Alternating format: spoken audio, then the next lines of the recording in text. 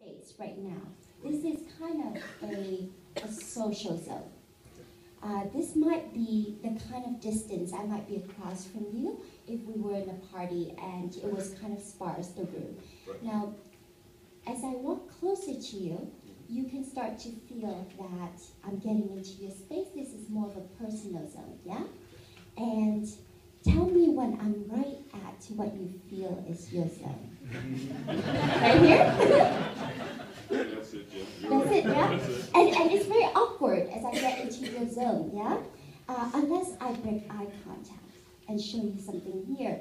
And as you saw in the film, Margot did this with the restaurant menu. She went in and she showed the restaurant menu while stealing from an inside jacket pocket. Because your space is kind of an egg shape, so it's narrower in the front and back.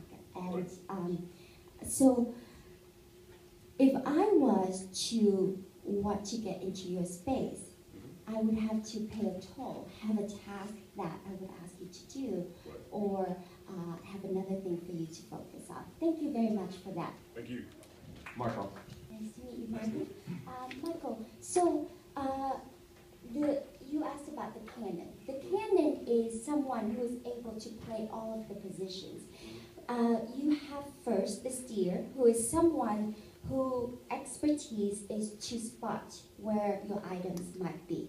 So for someone like you, I think you might have also put some of your personal items down. I think you would probably keep your personal belongings in your back pocket, yeah? Okay. So that's something that the steer would do. And they would have a communication system with their team members to signal to the team members where that might be. The stick is someone, for example, you are going up an escalator. And if I was behind you and I was the one who was going to do the lift, and I didn't want you to notice, will you stand up as well?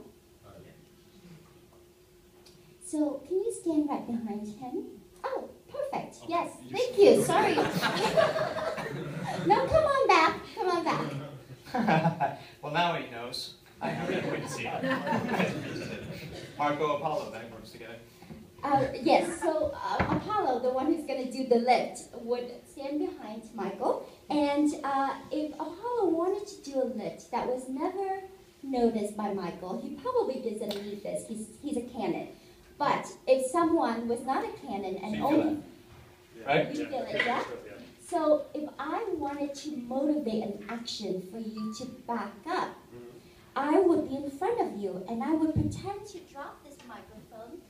And you try to be a gentleman, try to step back, you bump into me, right? Yeah. And now if anything, you apologize to me. I'm so sorry. Yeah. Adjusted my phone. Yeah, and that is the other. So I would be the stick in this. The important part about this idea is that we always think when we're walking through a crowd, thank you, by the way, appreciate that. And another round of applause for Ava. Thank you very much, Ava. Appreciate it. The idea of this is that psychology is backwards from what you would normally think. You normally think somebody bumps you in the crowd, you'd feel, and that's how they steal things. But it's psychologically, they're trying to erase that memory. They're trying to have you do something that you would now, if anything, apologize them. Because the more that I can get you to feel that you're in power, that you're driving the bus, the better I can steal from you, run a con, or whatever it might be. In fact, what's your name? Yeah, the guy that just went like this? Casa. Casa? Casa. Kassam. Yeah. Kassam, do you gamble? No. No? All right, can you empty your hands for a sec? I'll show you. This is just a little bit of a game. Can you stand up? Now, some of you may have saw Ava or myself last night. Can you step over this way? If you take this behind your back, you just put it between one of your hands. There's ability to read people. Now, this is not magic. It's not mentalism. It's just me trying to see if I can figure out which hand it is. You bring your hands out. Don't do anything sneaky like put it in your pocket. You got it? All right, so it's over here, yeah? Did I miss? Is it in the other hand? Yeah, you're good. All right, try it again. I got it. I think you look bad right now, man. Let's try this again. Bring it out. Over here. See, it's like game theory. I figured you wouldn't change it. Try it again. You don't gamble, but you got it. All right, it's over here again, yeah? All right, now you switch me, so I beat me out too. All right, you get up here. All right. Now you try to beat me. Here, stand up. I'm going to try this, and so they can see kind of what I do, okay? All right. Sorry, I didn't give you enough time. I got an idea. Yeah? You see that tongue thing you're doing with licking the top of your teeth? It's like a little arrogant there, man. Here, let's try again. Now you get some swagger too. What's that with the foot? Right? You're pinking it somehow. Are you guys giving it to him? Right, try. Okay. Yeah. All right. Now you were on a good roll. Now you should question your decision process at this point. Would you like to go with the other hand? No. I strongly recommend you go with the other hand. You're really hard to influence, man. That's 3 for 3. What do you think the odds of that is? It's 50-50. 50-50? But why were you hitting it every time? I don't know. That's the interesting thing. That's a good answer, man. It could be that was helping you. Could be that. And that would be a small version of a con. Appreciate that. Thank you very much. Now, that's the big difference between magic and a con. Because in magic, it's all about the magician looking good. But the con is about me lowering my status, empowering you, making you feel like you're in control. And normally what I'm looking for in people, which you didn't do, which was great, they'll say, well, you know, my grandmother used to play poker, and it's been generations, and we can pick up, we're clairvoyants. And you hear all these different types of things. And as soon as you tell me a story like that, I'm going to latch on to it. Really? Could you tell me more? And I use that to unfold a story. I'm looking for confirmation bias. I'm looking for a lot of things that typically you'd see in behavioral economics. But Con men have been doing this for centuries. It's the ability to latch on to what it is, your narratives, what you need to motivate yourself to trigger your ego. And this is a small example of that, just an ability that you guys can even do at a bar if you wanted to. I don't know if you guys heard who I am or what I did. Do you guys know who or what my involvement is? I'll kind of give you a little background. My name's Robbins. I'm a theatrical thief. She's right most of the time, which is fantastic, right? You know, 90% of the time, if something doesn't feel right to her in a scene, it's correct, you know. But I'm a man; I got to go against it anyway. So,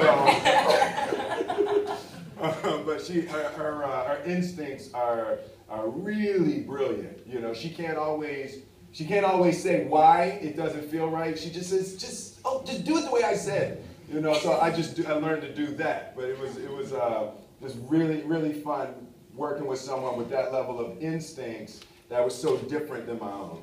Did you guys get much of a chance to improv on this film, or was it kind of sticking to script for the whole? I feel like we improv quite a bit, Yeah. which is surprising because there are so many plot points that we obviously had to hit in each scene, or hit to a certain degree, or hide to a certain degree. So it shouldn't have left much room for improv, but the guys still really encouraged it. Is there one scene that sticks out for you that was a kind of really good example of you guys the getting end to it? scene. The end scene, oh my goodness, Because when we did that end scene, I don't want to ruin it for people who haven't seen it, but when we did the end scene, it's quite dramatic, but there were takes where we were just like in hysterics. Yeah.